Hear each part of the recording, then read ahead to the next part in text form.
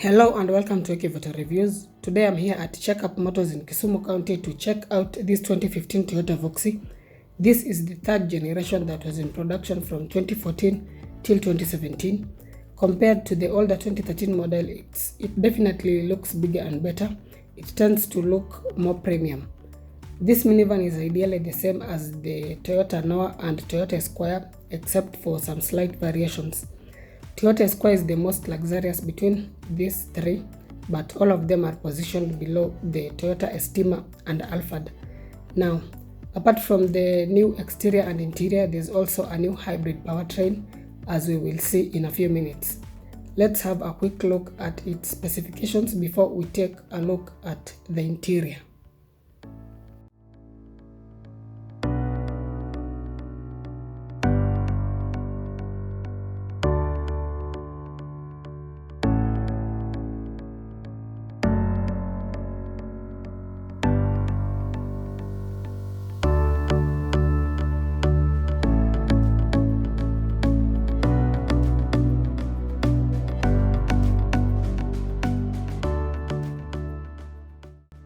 So the starting price of a 2014 or 2015 Voxy is around 1.7 million shillings depending on the trim level and mileage. Most of them are going for around 1.92 or 2.1 million, but top of the range variants that have sunroofs and other comfort features can go for as much as 2.6 million, which is quite a lot for this minivan. There are two engine options, a 2.0 liter or the newer 1.8 liter hybrid that has actually been sourced from a Toyota Prius. The 1.8 liter hybrid comes with an ECVT gearbox and it can achieve a very impressive 23 kilometers per liter, of course depending on how you drive. For a minivan that can carry up to 8 passengers, that is very impressive, and it's actually the best in its class right now. The Honda Stepwagon or even Nissan Serena cannot achieve such an impressive figure. The 2.0 liter on the other hand comes with a CVT gearbox and it can achieve around 15 kilometers per liter, which is still not bad at all. In terms of power, these engines are decent. You may think this minivan will feel underpowered, but it's actually powerful enough, even with passengers on board. Both engines have enough power, even for long journeys. Of course, they are not super powerful, but the power on offer is quite decent. In fact, some of these minivans are often used to ferry people from Nairobi to Kisumu, and they fare quite well. They really move and are also very reliable as well. I reckon even the hybrid powertrain will just be as reliable, because being that engine is from Toyota Prius, and it's widely known that Toyota Prius is among the best, if not the best hybrid car in the world. It's expected that it will be durable, reliable, and will stand the test of time. Every model comes with a start-stop feature that will shut off the engine when you are stuck in traffic to enable you to save that extra bit of fuel. The fuel tank is 55 liters. As for the service costs, the minor service should be done after every 5,000 kilometers, and on average it will cost about 10,000 shillings, of course depending on the parts you use, while the major service should be done after 10,000 kilometers, and it will cost about 18,000 shillings, again on average. The ground clearance is about 160 millimeters, which is not bad. It's just 5 millimeters shy of the required 165 millimeters, so going over bumps will not be such a problem, unless if the vehicle is heavily loaded and going over severe bumps. In terms of the brakes, this minivan gets discs all around, with the front ones being ventilated and the back ones being solid discs, so it has some good stopping power. As for the carb weight, it measures in between 1560 to around 1730 kgs, with the hybrid and all-wheel drive variants being the heaviest.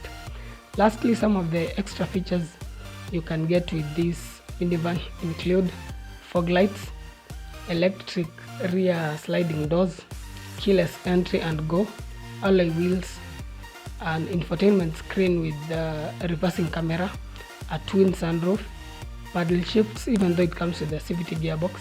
There's also a sun blind and a cruise control. So now let's get back to the video and check out the interior. So you get manual controls for both the front seats. The interior layout is definitely better compared to the 2013 model.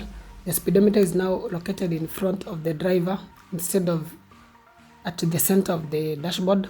As I mentioned earlier, all variants come with the start-stop feature to aid in saving that extra bit of fuel.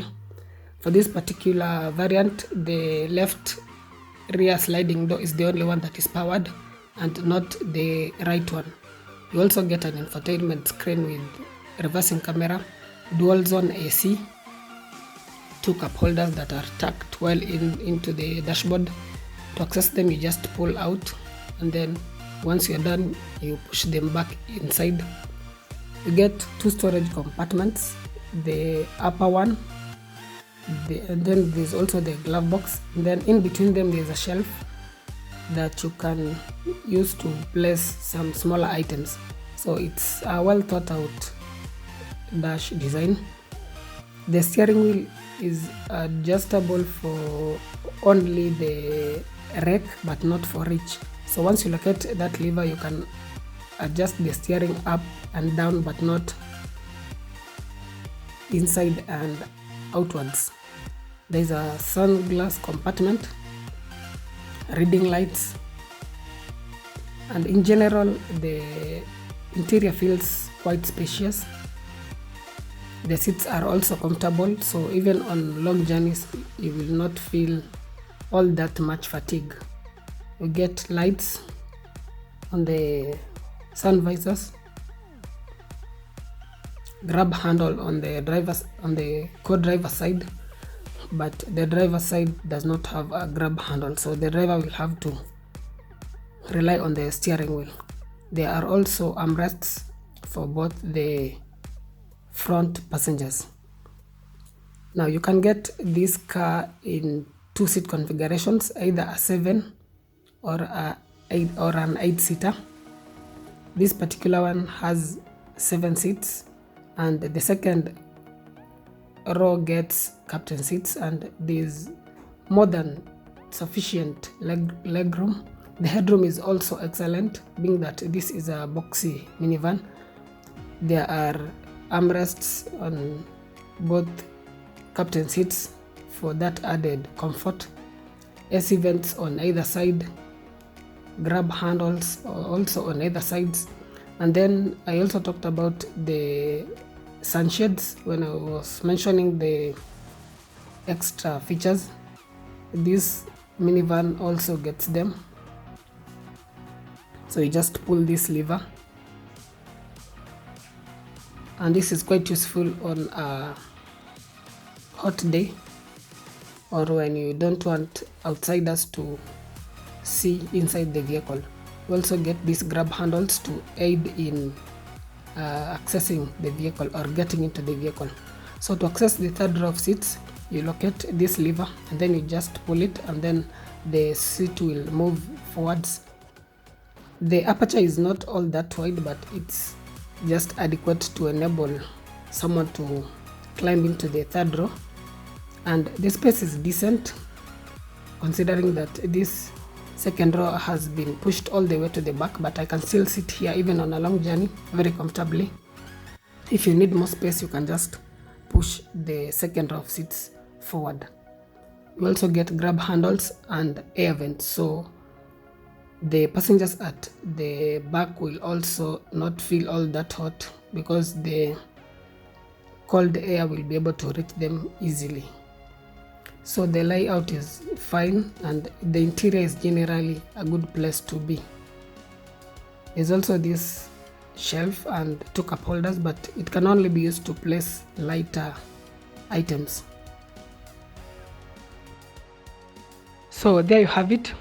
Why would you pick this minivan over its competitors such as the Honda Stepwagon, Nissan Serena, Mazda Biante and Mitsubishi Delica? For one, it looks modern and quite fresh. It's quite big compared to the older 2013 model, so that means it's more spacious. It's very reliable.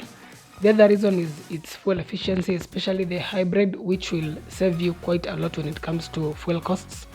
Lastly, its resale value is also very good. It beats all the other competitors in that regard. There are, however, a few disadvantages. In fact, just one disadvantage, and it's the price. Being a Toyota, it's quite overpriced. Nissan Serena is more affordable, though not quite as tough and reliable as this Voxy. Honda Stepwagon is also slightly more affordable.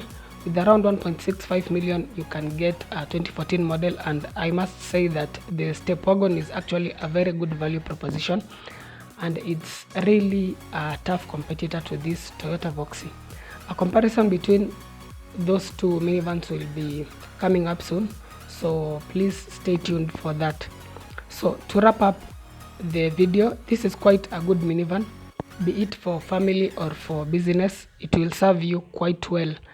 Both engine options are good, but if you prefer the hybrid and want to use it for business, then it may be a good idea to always save something small every month towards the battery replacement, because at some point in the vehicle's life you will need to replace the hybrid batteries.